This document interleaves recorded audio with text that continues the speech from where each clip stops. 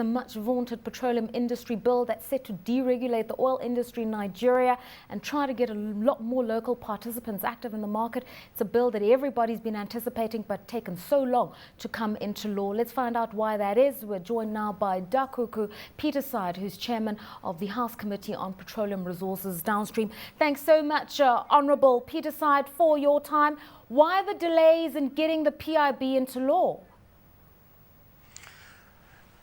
Thank you very much.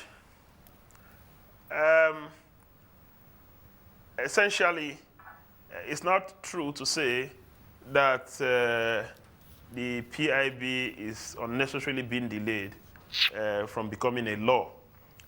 You appreciate the fact that lawmaking requires painstaking effort, requires diligence, require wide stakeholder consultation.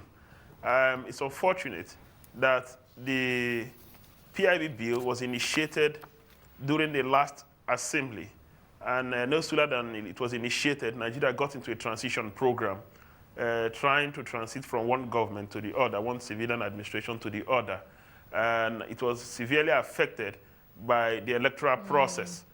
That as it is, that as it may be, a lot has happened between then and now. First, there's a new National Assembly in place, new House of Representatives, new Senate. In Nigeria, it's a bicameral legislature. Right. And to fast-track the petroleum industry bill and some other strategic bills before the National Assembly, they have changed the rules of the House, the rules of conduct of business of the House, right, to make it possible that bills that were not concluded by the last Assembly can be taken from wherever we stop in the last assembly, can be taken by this assembly. Okay, we hope that it happens sooner. We hope that it happens sooner. Let's talk about that petroleum industry bill and what is envisaged. Obviously, a new kind of relationship with oil majors, local investors coming to the fore, deregulation on the downstream side. But the big challenge is that local investors, even if they want to get involved, financing some of these deals has been a major challenge. How's the bill going to be structured to make it easy for local participation in the oil sector? I'd like to make a few things clear. I don't know what anybody means by uncertainty over the PIB. There's no uncertainty over the PIB at all. But what's the PIB all about? First, it entails the creation of new regulatory institutions, which will make conduct of business in the area easier, more friendly, and the other one is transformation of upstream contractual agreements. The third one is a new fiscal regime in such a way that we'll have a different regulatory agency for upstream operations, another for midstream operations, and another for downstream operations.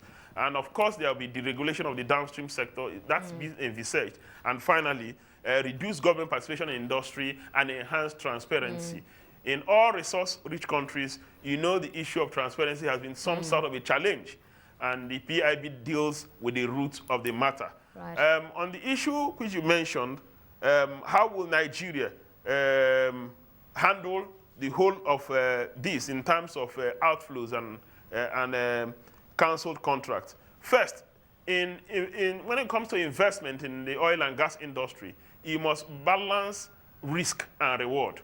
And you won't go and invest in a place where you're not sure you will get reward for your investment.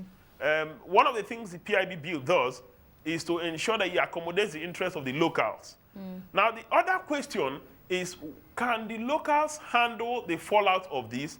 The answer is yes. You remember that a few years ago, we passed the local content law, which, of course, is a process to empower the locals to participate in the industry. Okay, Honourable Peterside. Transfer of technology. Let's move on to another issue. News out is that we might see the removal of fuel subsidies as early as first quarter of 2012. It's good savings for the federal government, but a major fallout for the average consumer who's really needed subsidies for their big generators at home, in business. The inflationary impact is going to be significant. Is there going to be a managed approach? Well, I cannot speak for the federal government of Nigeria, but I am aware it makes business sense to me that the subsidies are removed. it might not look popular today, but over time, our people will appreciate that it makes a lot of economic sense. If you compare other oil-producing countries or other resource-rich countries, apart from maybe Venezuela, in all cases, Venezuela, Saudi Arabia, where they have to keep subsidy to sustain the government in place, it has not helped those economies in any way at all. The statistics are there. I wish we have all the time. So I think that it will ultimately benefit the common man. I'm not holding forth for the federal government of Nigeria. But, you know, if you look at the statistics, ultimately it will benefit the common man.